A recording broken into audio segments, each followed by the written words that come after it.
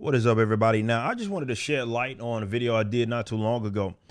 We talked about Victoria Alonso, who I've ragged on before. Let's be completely honest. We talked about her idiotic statement pertaining to the X-Men, where she was like, well, why are they called that? Because they have women in them. Idiot. Nonetheless, it looks like she was actually fired, as being reported by Access Media. Let me go here real quick. Yeah, I should show it. All right, cool. As reported by Access Media, it's coming from Variety. It says right here, 8 days later, she was fired as Marvel's president of physical production, post-production, VFX, and animation, which, ironically enough, those two latter, well, at least the VFX stuff, has been something that people have been very critical of with recent Marvel movies, saying that they look a lot more amateurish, maybe in compare. I don't know what they mean necessarily by that, those that are looking at it. I've seen some of it. Not watching the movies, but as far as clips, yeah, it's not the best job by any means, but is it like, hey, it's not catching up to the technology, or it just seems like outdated? Look, I guess that's going to be dependent on who you ask. Nonetheless, people were being critical of exactly that deal, and I guess would fall under her branch if her job was indeed real. Now, she's been with Marvel Studios for a very long time. But continuing on, it says, the shakeup came as a surprise to many in show business and within the vast Marvel comic book fandom. Says Alonso's dismissal has raised numerous questions about the behind the scenes workings at the prize content engine, and with them another unfavorable news cycle as Disney CEO Bob Iger attempts to stabilize its parent company amid economic unrest.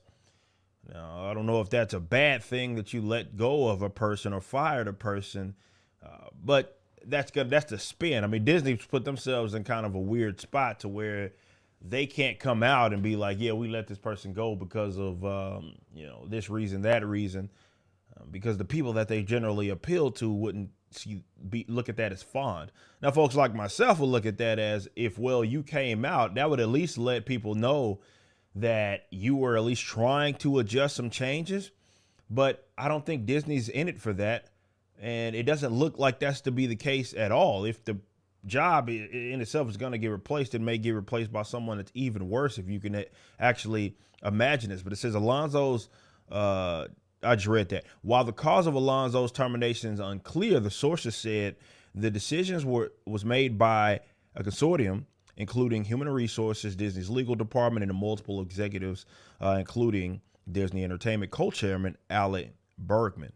Says Alonso's longtime boss, Marvel chief creative officer, felt mired in an impossible situation and ultimately did not intervene. One source added, Alonso was blindsided.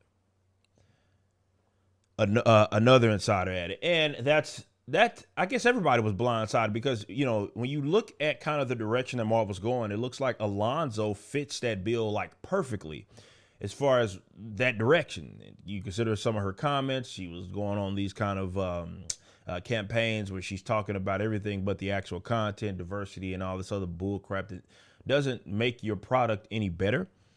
And it seemed like she was focusing on that type of stuff as opposed to maybe doing her job. Now, look, I'm not going to sit up here and pretend like I knew everything that the job in itself entails and everything that she did day to day, but certainly folks like myself didn't associate her with good things with Marvel. But it does signify some level of change that's going to happen.